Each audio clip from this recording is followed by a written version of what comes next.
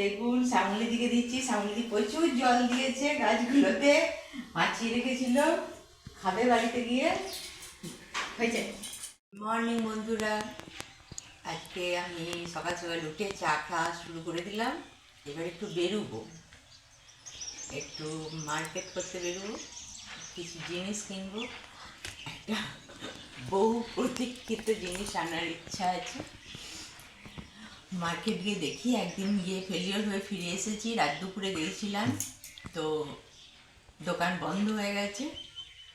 এবার আজকে দিনের আলোতে যাচ্ছি। বেরোবো বলে তাড়াতাড়ি রান্না করে নিচ্ছি, সবজিটা কেটে নিই। মোটামুটি আমাদের সব গাছেরই আছে, তার মধ্যে এখনো সব গাছের করে উঠতে পারিনি। আর গরম বেশ পড়ে গেছে, বাইরে এখন আর সবজি রাখা যাচ্ছে না। শীতকাল ছিল বলে ফ্রিজে ঢুকাচ্ছিলাম না, বাইরেই রাখছিলাম। দেখছি কিছু কিছু খারাপ হয়ে গেছে, বাদ দিতে বসে গেছি। এবার ফ্রিজের ট্রে বার করে ফেলেছি, ফ্রিজে এবার ঢোকাতে হবে। আর আমি গাছ থেকে এই বেগুনগুলো সব তুলে এনেছিলাম, এবার বেগুন ডিস্ট্রিবিউট করার পালা। আমার প্রতিবেশীদের কিছু আমি বেগুন দিতে চাইছি। আগেও দিয়েছো? আগেও দিয়েছি, এবারে যাদের দিইনি তাদের দেবো। তো আমার দুটো দুটো করেই সবাইটা ভাগে মরবে। পাশের বাড়ি, তার পাশের বাড়ি, সবাই আমাকে খুব ভালোবাসে। এর ভাগ্যে গোল বেগুন জোটেনি নাকি? এটা আর এটা গোল বেগুন, কাঁটা বেগুন। কাঁটা বেগুন যদি পাওয়া যায় তো নিচে থেকে যাওয়ার পথে একবার দেখে নেবো, তো দিয়ে দেবো। 4 জন হয়ে যাবে, দুটো দুটো করে বেগুন দেবো। তা বেরোবো যখন একবারে দিয়েই আমি বাজার করতে যাবো, তাই জন্য একবারে রেডি করে রেখে দিলাম। একটু বাজারে কিছু জিনিস কিনতে হবে, যেটা কিনতে যাচ্ছি আজকে কিনতে পারি কিনা দেখি। কি কিনতে যাচ্ছ? ও এখনো বলবে না, বললি এখন। আর তুইও জানিস না, শুধু আমি জানি কি কিনবো। এটা কিনে বাড়ি এসে পরে সবাইকে বেগুন দেওয়া বাকি আছে। বাইরে প্রচণ্ড রোদ, কিন্তু আমি সোয়েটার পরছি, আমার ঠান্ডা লেগেছে। কালকে যা মাথার যন্ত্রণা হয়েছে, মাথার যন্ত্রণায় এদেরকে উত্ত্যক্ত করেছি। মাথা টিপে দিয়ে করে এদের মাথা টেপা তো পিট পিট করে একটু হাত দিয়ে হয়ে গেছে মাথা টেপা। দাঁড়া একটু হয় না, এই জায়গাটা একটু ফুলে পুরো একদম চারিদিক ভরে উঠেছে। এই ফুলটার নাম আমি ভুলে গেছি, খুব চেনা ছিল। খুব সুন্দর লাগছে।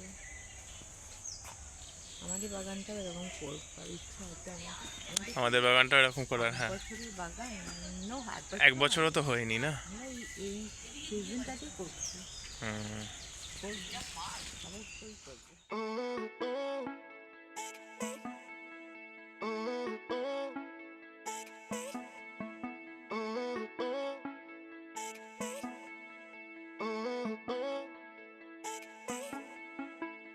போராட வாய்ணையே தீராத போர் முனையே என்னாலும் என் துணையே நிவா ঘুরে চলে এলাম, এসে অনেক বড় বাটিতে চপ মুড়ি খেতে বসে গেছি। গাদা চপ মুড়ি নিয়ে বসে গেলাম, খিদে পেয়ে গেছে। বাইরে একটু চা খেয়েছিলাম। এবার আমরা বাকি কাজটা করবো, সবাইকে আমাদের গাছে বেগুন দিতে যাব। তো এখন একটু চপ আর মুড়ি খেয়ে একটু বেরোবো। কিনেছি, ওটা এখনো দেখানো যাচ্ছে না। ওটা আমি উনুন কিনেছি একটা, ওটা উনুনে কাঠের উনুন দিয়ে রান্না করবো। গ্যাসে আর রান্না করা যাচ্ছে না, গ্যাসে রান্না করতে দিচ্ছে না, আর বলেছে কাঠের উনুনে রান্না করতে হবে। এমন দুঃখের দিন এলো যে কাঠের উনুনে রান্না করতে হবে। খুবই দুঃখের দিন, এবার সারা গরমকাল কাঠের উনুনে রান্না করতে হবে আমাদের।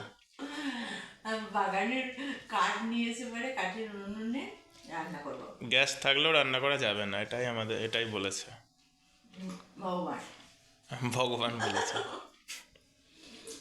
দিয়ে ইউটিউব বলেছে বলো, গ্যাসে রান্না করলে ভাইরাল হবে না। ইউটিউব বলেছে কাঠে রান্না করতে হবে, মানে কাঠের উনুনে কাঠ দিয়ে রান্না করতে হবে। ওই জন্য একটা উনুন কিনে নিয়ে এসেছি, বেশ ভালোই শখ ছিল, তো এটার দৌলতে কাঠের উনুনে রান্না করা হয়ে যাবে। উনুনটা ওনাদের দেখাবো, আজকে দেখানো হলো না, না আর তো একেবারে রেডি করে দেখাবো। আবার রেডি করে মাটি টাটি দিয়ে রেডি করে দেখাবো। আর আমি এবার ছেলেকে নিয়ে একবার সুইমিং পুল গিয়েছিলাম, দেখে এলাম, ভর্তি করবার ব্যবস্থা করছি। তো ঠিক আছে, এইভাবেই আজকে সারাদিনটা পেরিয়ে গেল। তো সবাই ভালো থাকবেন, সুস্থ থাকবেন, সবাইকে ভালো রাখবেন, ভালো ভালো ভিডিও করবেন। দেখা হচ্ছে পরের আবার একটা নতুন ভিডিওর সঙ্গে।